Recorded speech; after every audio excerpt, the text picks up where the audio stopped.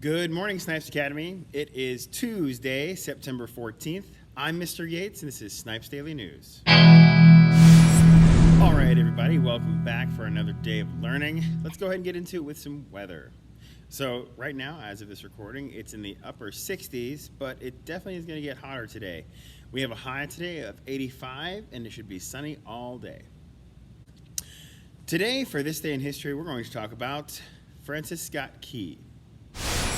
On this day in history, September 14th, 1814, Francis Scott Key pens a poem which is later set to music and in 1931 becomes America's national anthem, the StarSpangled Banner.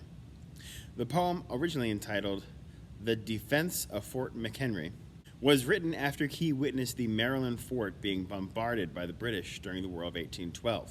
Key was inspired by the sight of a lone United States flag still flying over Fort McHenry at daybreak, as reflected in the now famous words of the Star-Spangled Banner, and the rocket's red glare, the bombs bursting in air, gave proof through the night that our flag was still there.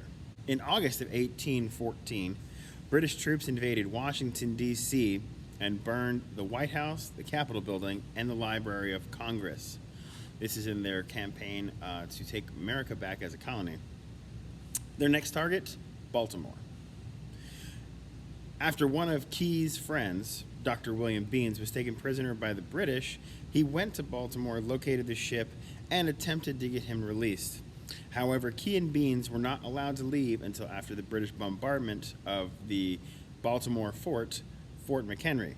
Taking offense at the large flag that was displayed in the front of the building before the bombardment even started, the captain demanded of Fort McHenry that they take the flag down or face obliteration. The person in charge of Fort McHenry said no. The bombardment started on the night of the 13th, of September 13th, and it continued all the way through the morning. And the Star-Spangled Banner's lyrics are it's a recounting of Francis Scott Key's experience during the night.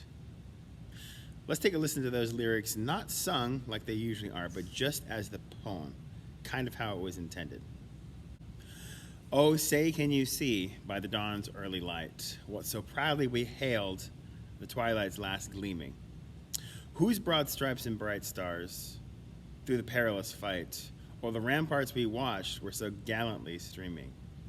In the rocket's red glare, the bombs bursting in air, gave proof through the night that the flag was still there. Oh, say, does that star-spangled banner yet wave, o'er the land of the free and the home of the brave?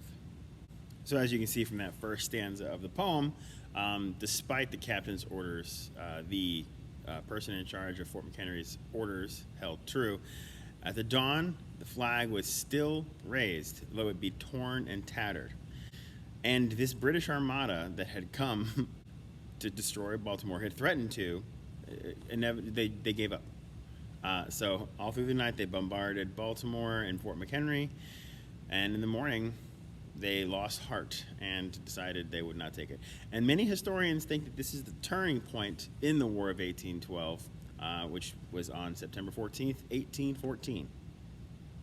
For today's quote of the day, I'm actually going to quote a fictional character, Albus Dumbledore from the Harry Potter series.